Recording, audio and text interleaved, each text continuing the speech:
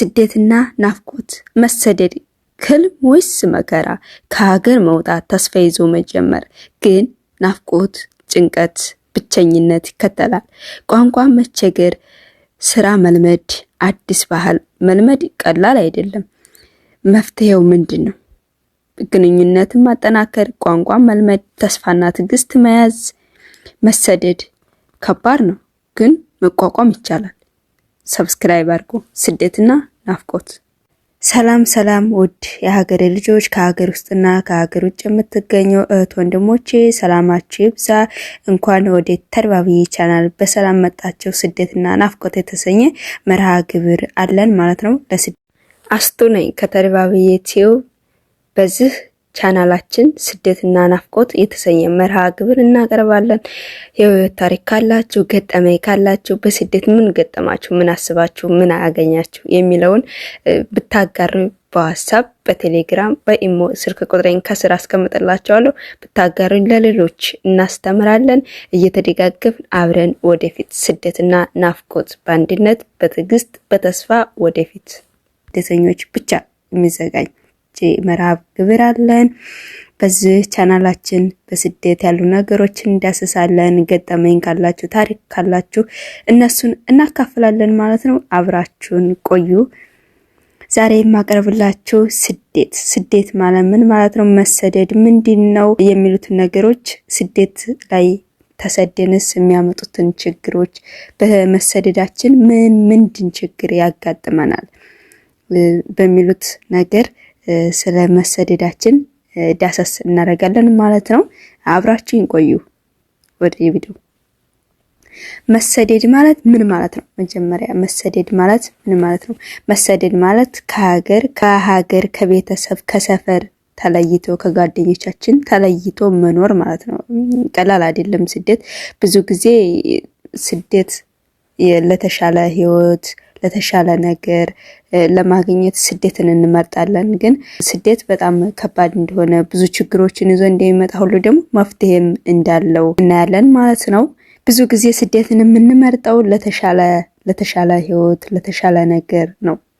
እንግዲህ ስደት ስንሰደድ መጀመሪያ ተስፋ ይዘን ስንቅ ሰንቀን መሆን አለበት፣ ግድ ነው ማለት ነው። ያው መጨረሻውንም ባናይ መጀመሪያችንና መጨረሻችንን እናውቃለን። ወር መሃል ግን ምን እንደሚያጋጥመን ምን አይነት ስራ እንደምናገኝ እሱን ነው የማናውቀው። እንግዲህ ያው በተስፋ በትዕግስት ገቡበት ሁሉም ነገር የማያልፍ የለም ማለት ነው።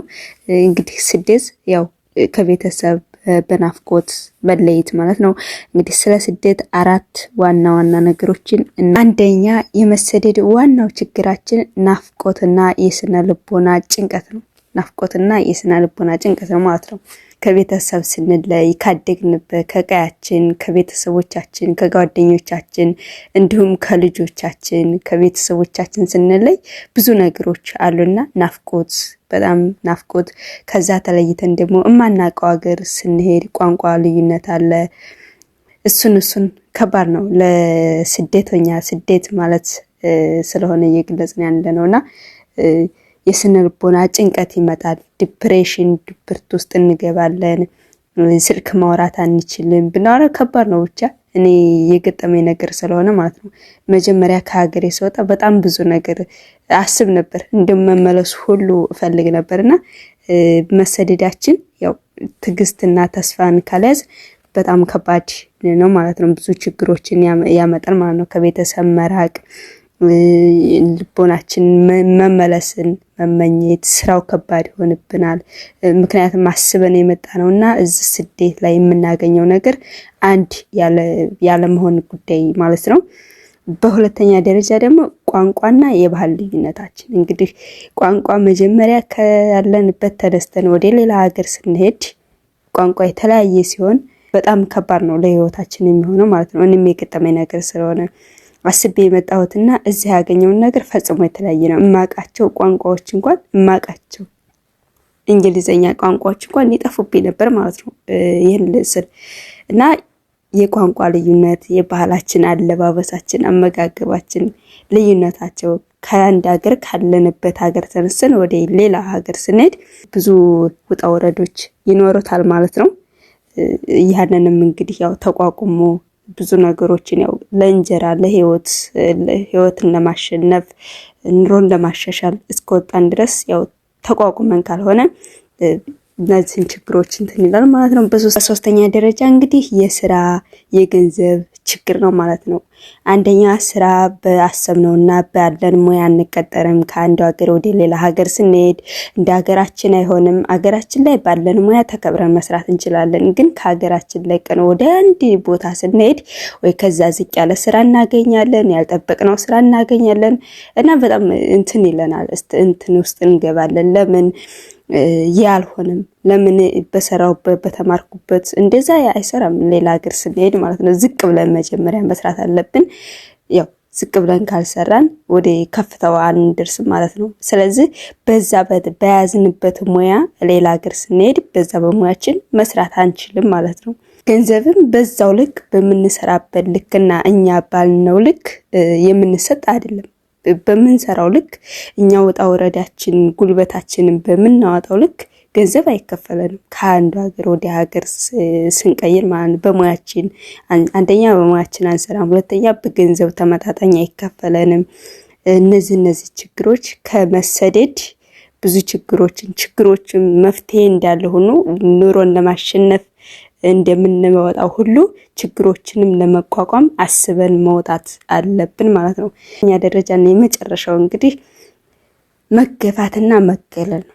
መገፋትና መገለል፣ ብቸኝነት ስሜት፣ ራስን ትቶ በቃ የሆነ ወደ ድብርት መግባት፣ የብቸኝነት ስሜት መሰማት፣ ቋንቋችን የተለያየ ነው። ሰዎቹን አንለምዳቸውም፣ በመልክም በምንም አንገናኝምና ያኔ እንትን እንላለን፣ ብቸኝነት ይሰማናል። የሚዋራን የለም።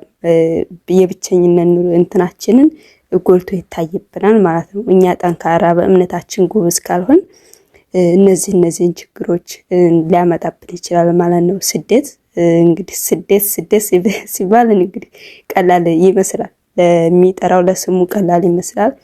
ግን ብዙ ውጣ ወረዶች፣ ብዙ ችግሮች፣ ብዙ ፈተናዎች እንዳሉ በጣም ደግሞ አሁን በምናየው በምንሰማው ነገር ብዙ ውጣ ውረዶች እንዳሉት ነው።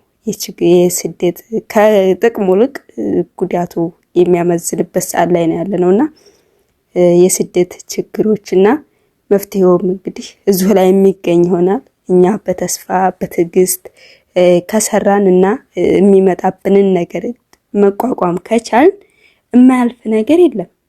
ያው የተሰደድነው እንዳልፍልን ህይወትን ለመቀየር ልጆቻችንን ቤተሰብ ለማገዝ ለኔ ብሎ በዘወይ እኔን ለመቀየር ነው ብሎ የሚወጣ የለም። አሁን ስደት ላይና ቤተሰብ ለማገዝ ልጆችን ለማስተማር እህት ወንድምን ለማስተማር እስከወጣን ድረስ ችግሮችንን ተቋቁመን ፈተናዎችን ተቋቁመን ማለፋችን እንግዲህ ከእግዚአብሔር ጋር ከፈጣሪ ጋር ሁላችንም ግዴታችን ነው ማለት ነው። ስደትና ናፍቆት እስኪ በዚህ መልኩ ስለ ስደተኞች ስለ ስደት ህይወት ታሪክ ያለውን እየዳሰሰ የሚያቀርብላችሁ ቻናላችን ነው። ከወደዳችሁት ምናልባት ወዳችሁት ከሆነ ሼር፣ ላይክ፣ ሰብስክራይብ እያደረጋችሁ ቤተሰብ መሆን ትችላላችሁ። እኔ ያቀረብኩላችሁ ታናሽ እህታችሁ አስቴር አበበ ነኝ። ለዛሬው እነዚህን 4 ጠራ ያሉ የስደትን ነገር ይዤላችሁ መጥቻለሁ። ችግር የሚያመጡት ችግር በቀጣይ ቪዲዮ ደግሞ የነዚህ የመሰደድ የችግሮቹ መፍትሄ ይዤላችሁ እስከመጣ አስቴር አበበ ነኝ። በሰላም ቆይኝ። መልካም